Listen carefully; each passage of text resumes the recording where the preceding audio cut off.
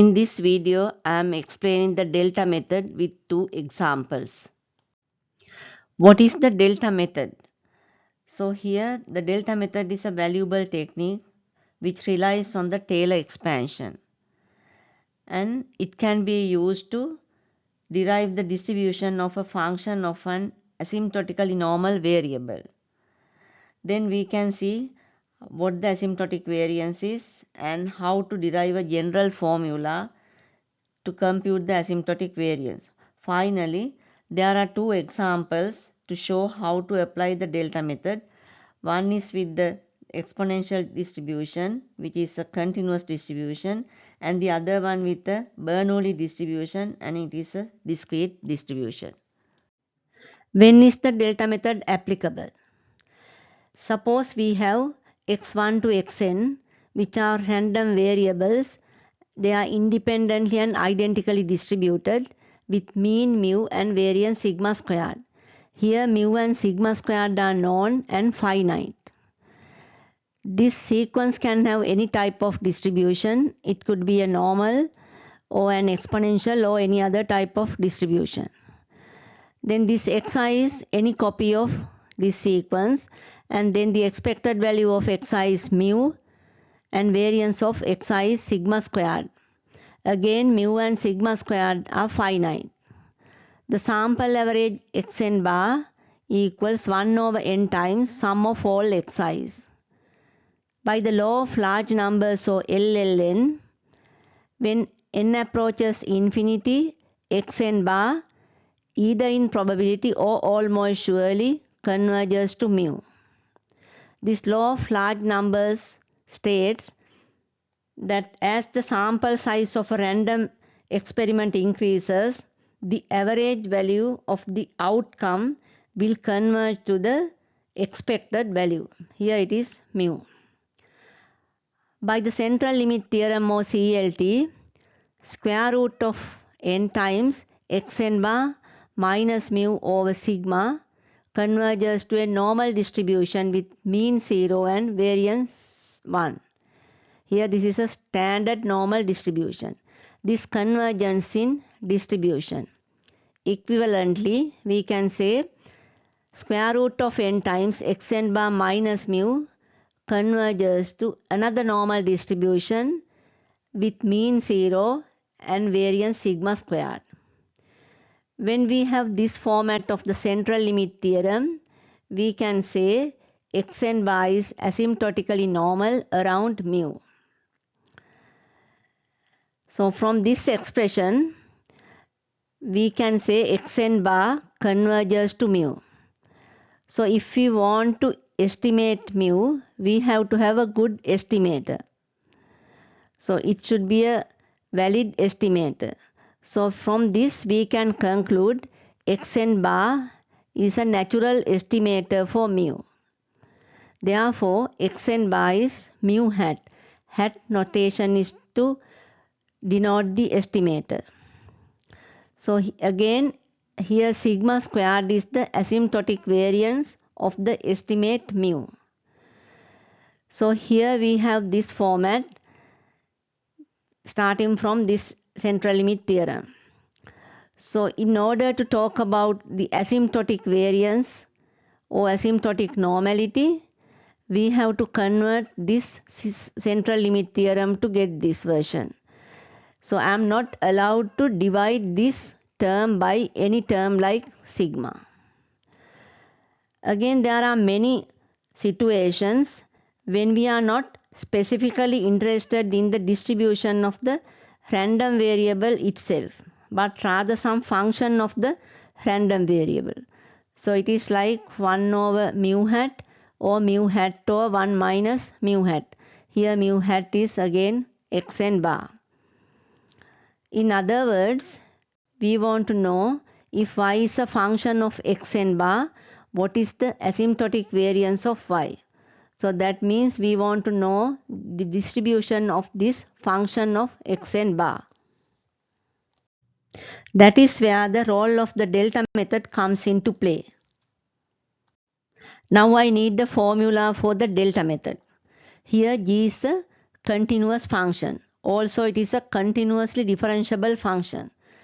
That means the derivative must be continuous. Here g prime of mu is the first derivative of g with respect to mu. I assume g prime of mu is not 0. From the central limit theorem, the square root of n times xn bar minus mu converges to a normal distribution with mean 0 and variance sigma squared. Then xn bar is asymptotically normal around mu. Now I need to transform this expression to get new expression here. Square root of n times g of xn bar minus g of mu converges to a normal distribution with mean 0 and variance v. So here this is a function of xn bar, g of xn bar. Again here it is a function of mu, that is g of mu. Then g of xn bar is asymptotically normal around g of mu. From the law of large numbers we have this expression. If I apply the continuous mapping theorem or CMT on this expression, I can get this new expression. If I have something converges to a limit either in probability or almost surely, then the continuous mapping theorem says I can apply a function like g on xn bar, then it will converge to the limit of the function of this limit. That means if I apply g on xn bar, then it will converge to g of mu. That is how I got this expression. Now I know I have to modify this sigma squared or do some correction on this. So then I can get this new variance v. So we can see what the value of v is. We know xn bar has an asymptotic variance sigma squared. Similarly, g of xn bar has an asymptotic variance v, and this v is given by g prime of mu squared times sigma squared. We can see how to get this formula. We can do it by doing a Taylor expansion at mu. However, this is not a formal proof. So this is an infinite sum of terms that are given in terms of the derivatives of g at mu. So g of xn bar equals g of mu plus xn bar minus mu times g prime of mu plus 1/2 xn bar minus mu squared times g double prime of mu plus there are many other terms as the remainder. So I am not going to write all these terms. Now we know again xn bar converges to mu. Then xn bar minus mu term is shrinking. That means xn bar minus mu squared becomes negligible. So all the other higher terms here also become negligible. Then we can rewrite the same expression here by stopping at the first derivative. We can drop all the other terms. So this becomes g of xn bar approximately equal to g of mu plus xn bar minus mu times g prime of mu. Rearrange this equation or the expression by moving g mu to left hand side and multiply it by the square root of n. Then the square root of n times g of xn bar minus g of mu approximately equal to the square root of n times xn bar minus mu times g prime of mu. Now this is our right hand side and it is again here. So if you look at this part, square root of n times xn bar minus mu, this is precisely what we have here. So this term converges to a normal distribution with mean 0 and sigma squared. So in addition to this, we have this multiplication. So g prime of mu, this term. However, this g prime of mu is a deterministic number. It is like a constant. So we have to understand how to modify this sigma squared by multiplying this g prime of mu squared. So the way we are going to convince ourselves is by looking at this example. So here t is a random variable and it has a normal distribution with mean mu and variance sigma squared. So when you multiply it by a and add another constant b, so still this is a normal distribution, but mean is a mu plus b, variance is a squared times sigma squared. So again a and b are constants. So we are doing the same thing here. So g prime of mu is a constant. So it is like our a here. Now we don't have a b term here. Therefore, we can modify this sigma squared by multiplying by g prime of mu squared. Now this is our right hand side. So right hand side converges to this limit. Therefore, our left hand side also converges to the same limit. Now we have square root of n times g of x n bar minus g of mu converges to a normal distribution with mean 0 and variance g prime mu squared times sigma squared. Therefore, this is exactly what we need. So this is the asymptotic variance of g of x n bar. So here we have replaced the sigma squared by variance of x, and this is the general formula for v. Once you know the mean and the variance of your distribution of x, then you can write this expression for x n bar. Again, you can write this expression which is a function of x n bar. Then we have the mean and the variance. Therefore, this is the formula you need to remember. Here is the summary. We started with the central limit theorem and manipulated to get this expression. Then we derived this for any distribution of x n bar. So here this is mu and this is the asymptotic variance. Similarly, g of mu is the mean and g prime of mu squared times sigma squared the asymptotic variance. Again we see that 0 everywhere because we remove mean from this term. And we know now, as soon as we have the central limit theorem, we can apply the delta method. It is not something that is limited or reserved to sample averages. It can be applied to any function of the sample average.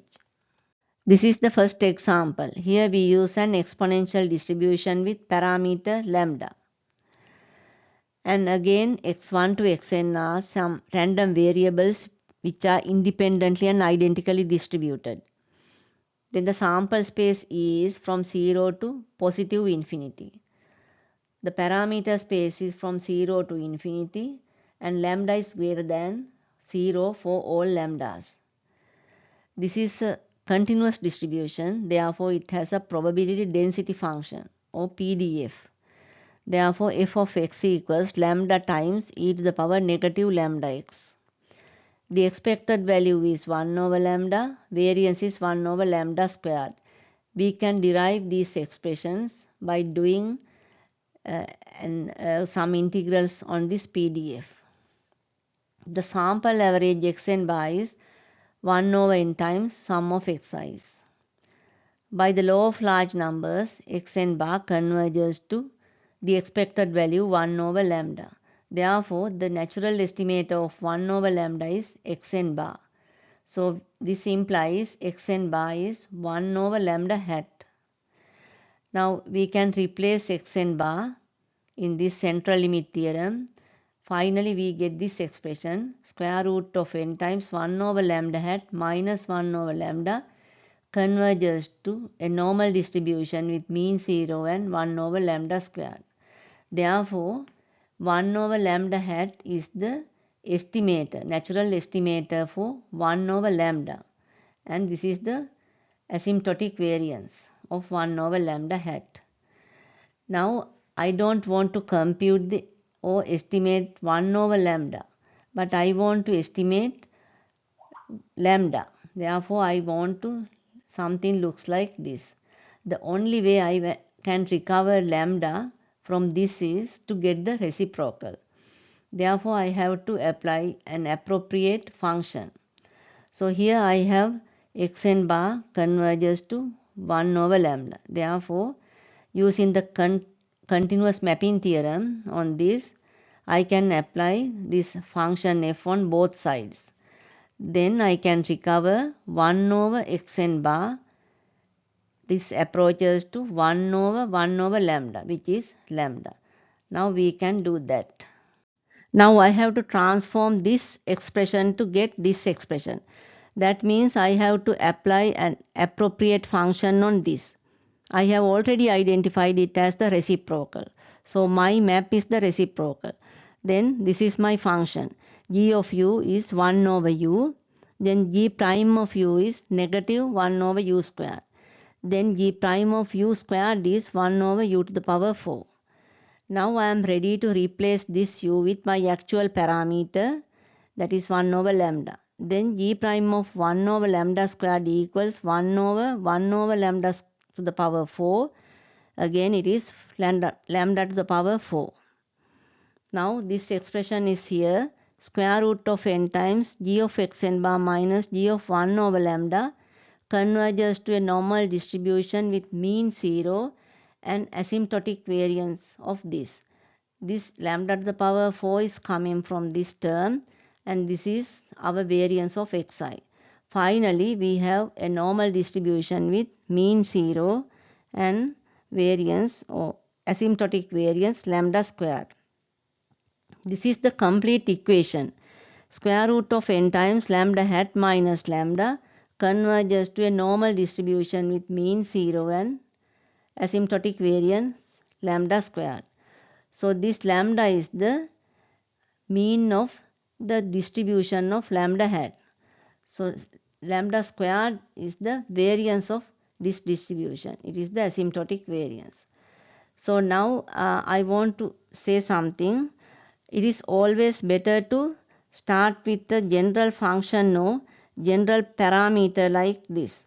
It is something like u or g of u. We know we need to get the g squared term here, and we can compute all the other terms until we get to this position.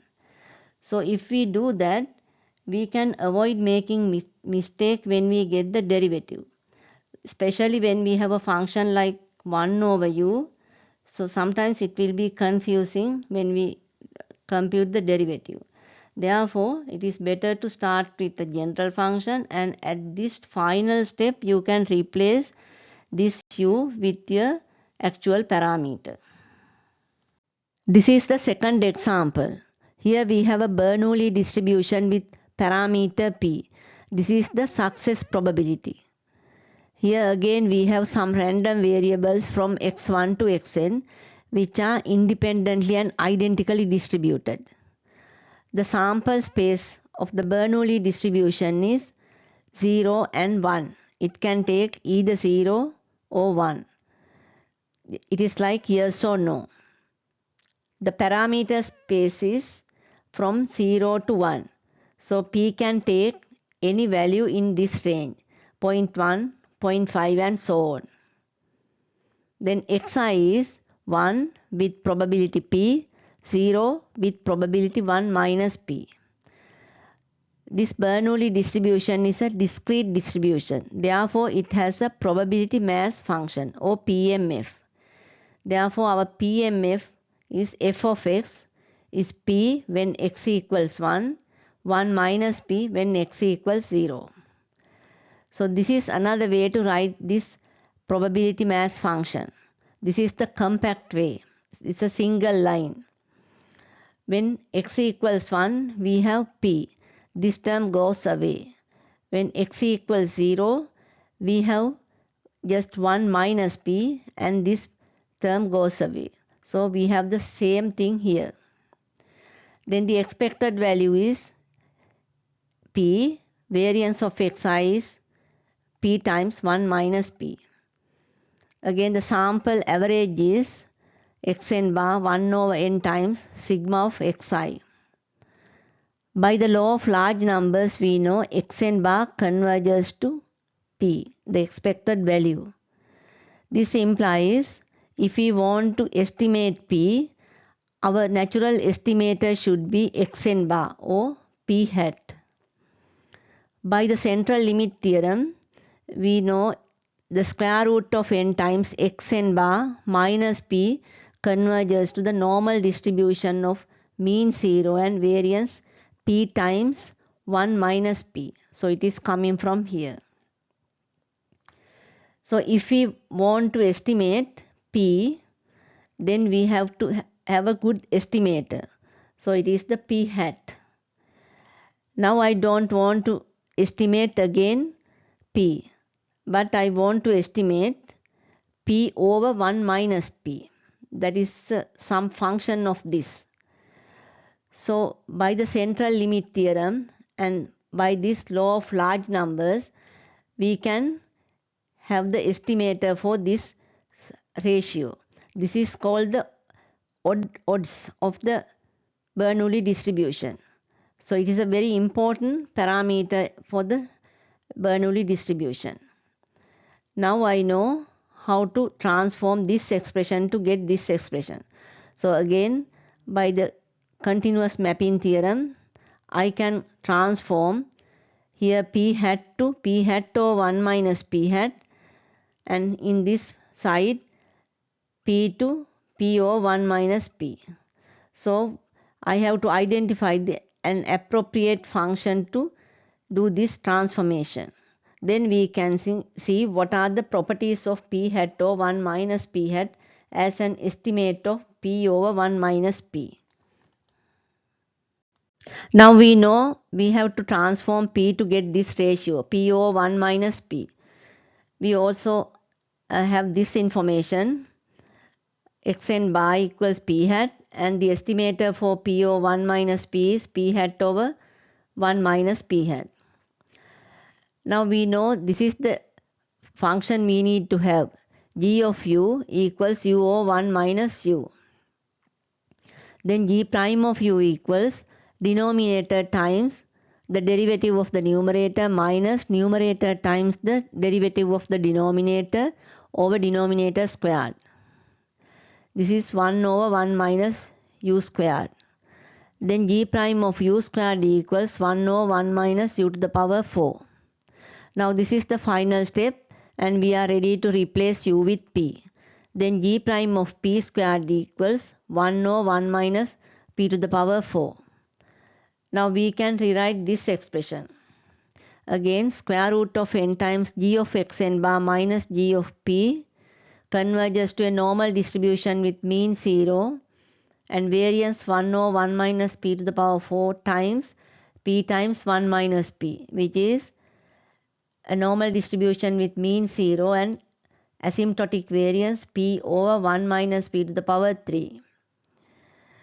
The complete expression is the square root of n times p hat over 1 minus p hat minus p over 1 minus p, and it converges to a normal distribution with mean 0 and asymptotic variance p over 1 minus p to the power 3. So therefore, this is the mean and this is the variance of the distribution of this estimator. As final remarks, the asymptotic variance of a maximum likelihood estimator or MLE can be computed using Fisher information, but it's for another video.